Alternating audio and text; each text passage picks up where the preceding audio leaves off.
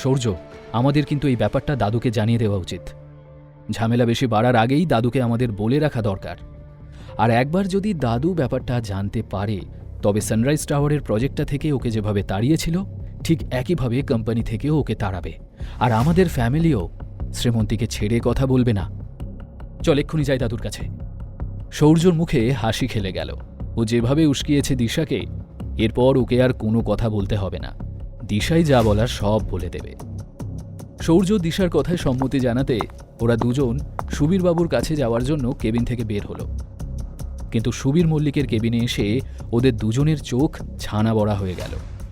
শ্রীমন্তী আর অয়ন আগে থেকেই সেখানে বসেছিল।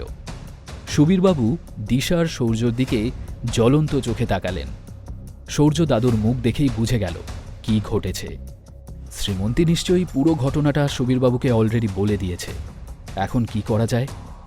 এত অসভ্য তুই শ্রীমন্তীদি, এত কিছুর পরেও দাদুর সামনে এসে বসার সাহস কি করে হলো তোর? দিশার কথায় সূর্য বুঝল ওর আর কিছু বলার দরকার নেই।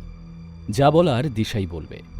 দিশার কথা শোনার কোনো ইচ্ছে শ্রীমন্তীর না থাকলেও সে জিজ্ঞেস করল, এসব কি বলছিস তুই? অয়নের চোখ কিন্তু সূর্যর ওপরই ছিল। অয়ন অনুমান করে নিল যে কিছু একটা গণ্ডগোল তো আছেই। সম্ভবত চতুর সূর্য নিজে কিছু না করে দিশাকেই উস্কেছে। এটা ভেবে চুপচাপ পরিস্থিতি মাপছিল অয়ন। প্রথমে আবির্দেব বর্মন, তারপর ভিকি ভাই। তোর শরীরে কি লজ্জা বলে কোনো বস্তু আদৌ আছে শ্রীমন্তীদি? সূর্য নিজের চোখে তোকে ভিকির ওখানে দেখেছে, আর সারা রাত তো তুই ওখানেই ছিলি। তারপরেও জিজ্ঞেস করছিস আমি কি করছি? সূর্য তুই আমি কি? তুই প্লাজা বারে যাসনি? সত্যি কথা বলতো শ্রীমন্তীদি, তুই কি আমাদের বোকা ভাবিস? আবির্দেব বর্মন পর্যন্ত ঠিক ছিল, কিন্তু ভিকি ভাইয়ের মতো একটা গুন্ডার সাথেও? তোর কি মল্লিক পরিবারের রেপুটেশন নিয়ে কোনো চিন্তা নেই? ভুলে যাস না, তোর সারনেমও কিন্তু মল্লিক। মুখ সামলে কথা বলো দিশা। যে রাগ আর গাম্ভীর্যের সঙ্গে কথা বলল অয়ন, তাতে দিশা চুপ করে যেতে বাধ্য হল। দেখেছো দাদু, চোরের মায়ের বড় গলা কাকে বলে? কাল তো সবার সামনে ও সূর্যের গায়ে হাত তুলেছে, আর এখন তোমার সামনেই আমাকে থ্রেট করছে। সুবীরবাবু চুপচাপ সব দেখছিলেন। অয়ন ওনার সম্পর্কে কি বলেছে তা ওনার কানে এসেছিল। ব্যাস, অনেক হয়েছে। অয়নের বিষয় পরে ভাবব। আগে তোমরা বলো, তোমাদের মধ্যে কে সত্যি বলছো আর কে মিথ্যে? এ কথায় দিশার সূর্য নর্মাল থাকলেও শ্রীমন্তীর মুখটা অন্ধকার হয়ে গেল। তার মানে সে প্রথম থেকে যা যা বলেছে তা দাদুর বিশ্বাসই হয়নি। শ্রীমন্তী, তুমি বলছো যে সূর্য তোমাকে ওই বারে যাওয়ার জন্য মিথ্যে বলে ব্ল্যাকমেল করেছিল। এর কোনো প্রমাণ দিতে পারবে তুমি? হ্যাঁ দাদু, আমার কাছে প্রমাণ আছে যে সূর্যই আমাকে ওখানে ডেকেছিল। আমাকেও ফোন করেছিল, মেসেজও। এরপর শ্রীমন্তী ওই মেসেজটা দেখালো সুবীরবাবুকে। সুবীরবাবু সেটা দেখে আদরের নাতি সূর্যর দিকে চেয়ে বললেন, সূর্য, তোমার কিছু বলার আছে? সূর্য মেসেজটা এক ঝলক দেখে নিয়ে অবাক হওয়ার ভান করে বলল, দাদু, মনে হয় শ্রীমন্তীর কোনো ভুল হচ্ছে। যে ফোন নাম্বার থেকে ওকে মেসেজ করা হয়েছে সেটা তো আমার নাম্বার নয়, আর আমি তো শ্রীমন্তীকে কোনো ফোনও করিনি। সূর্যর কথা শুনে শ্রীমন্তী ওর হাত থেকে নিজের ফোনটা কিনে নিয়ে দেখল সূর্যর কথাই তো ঠিক। তাহলে শ্রীমন্তী, তোমার কাছে এমন কোনো এভিডেন্স নেই যার থেকে প্রমাণ হয় যে সূর্য তোমার সাথে কোনো ভুল কাজ করেছে? কথাটা শুনেই সূর্য আর দিশার চোখ দুটো চকচক করে উঠল, কিন্তু শ্রীমন্তীর চোখে নেমে এলো বিষাদ।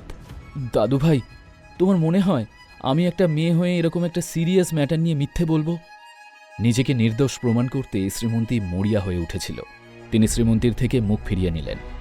ওনার মনে হচ্ছিল শ্রীমন্তী শুধু নিজের সম্মান নয়, পরিবারের সম্মানটুকুও ধুলোয় মিশিয়ে দিল। সুবীরবাবুর মুখ দেখে পরিষ্কার বোঝা যাচ্ছিল যে ওনার শ্রীমন্তীর ওপর আর বিন্দুমাত্র ভরসা নেই। এদিকে বেচারি শ্রীমন্তীরও আত্মপক্ষে সাফাই দেওয়ার মতো কিছু ছিল না।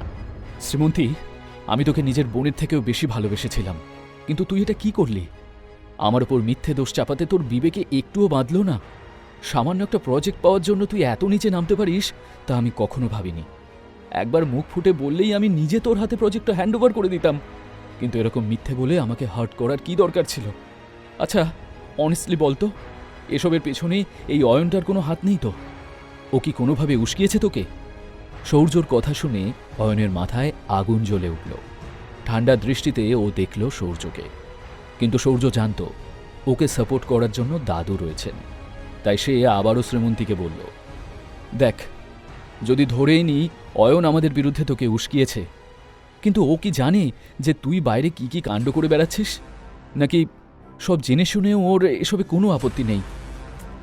এতক্ষণ শ্রীমন্তীর চোখে জল ছিল, কিন্তু সৌর্যর অয়নকে নিয়ে এসব বাজে কথা শুনে ওর চোখ দুটো জ্বলে উঠল। ওরা এত অপমান করছিল, তবুও অয়নের রাগ হচ্ছিল না, কারণ ও সৌর্যর চালাকিটা ধরতে পেরে গিয়েছিল। তাই ও আপন মনেই বলে উঠল, ফ্যান্টাস্টিক সৌর্য, ফ্যান্টাস্টিক, তোমার অ্যাক্টিং স্কিল তো মারাত্মক। আমি যদি পুরোটা না জানতাম আর শ্রীমন্তীকে এত গভীরভাবে না চিনতাম, তাহলে হয়তো এক মুহূর্তের জন্য আমিও তোমার কথায় বিশ্বাস করে ফেলতাম। যেখানে অয়ন এই সিচুয়েশনে একদম কুল ছিল, সেখানে শ্রীমন্তীর চোখে ছিল এক রাশ অভিমান।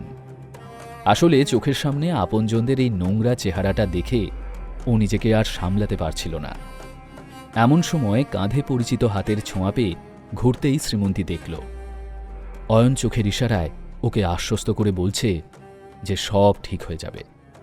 অয়নের ঠোঁটে হালকা হাসি দেখে শ্রীমন্তীর স্বস্তি হলেও পরক্ষণেই ওর চোখ ঝাপসা হয়ে উঠল।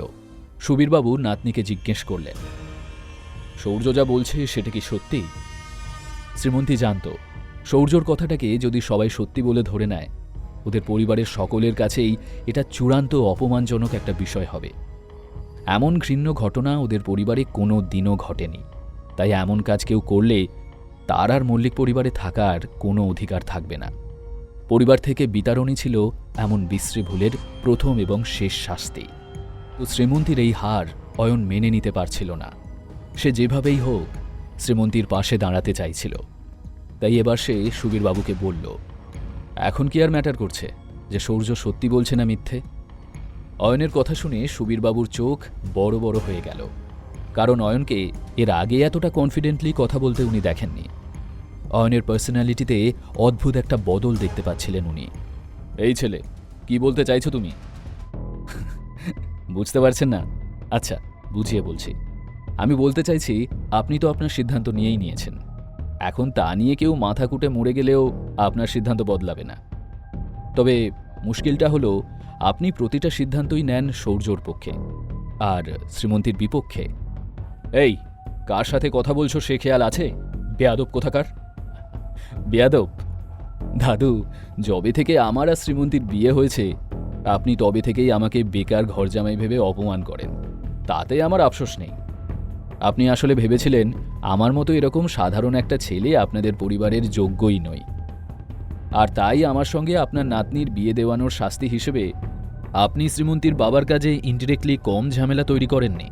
ওনাকে প্রেশারাইজ করতে চেয়েছিলেন যাতে আমাকে উনি শ্রীমন্তীর জীবন থেকে বের করে দেন। কি সত্যি বলছি তো? আর দাদু, যারা সত্যি কথা বলে তাদের বেয়াদবি মনে হয়। অয়নের কথাগুলো শুনে উপস্থিত সকলেরই চোখ বিস্ফারিত হয়ে গেল। শ্রীমন্তীও ভাবছিল, এসব কি বলছে অয়ন? ওর কি এতটুকু ভয় নেই? অয়ন কিভাবে জানল এই গোপন বিষয়টা? দাদুর সঙ্গে প্রকাশ্য ঝামেলার ফলে কি মল্লিক পরিবার থেকে বিতাড়িত হবে অয়ন আর শ্রীমন্তী? অয়নের জন্য মল্লিক পরিবারে কি তোলপাড় শুরু হতে চলেছে? জানতে হলে শুনতে থাকুন এই গল্পটি শুধুমাত্র পকেট FM-এ।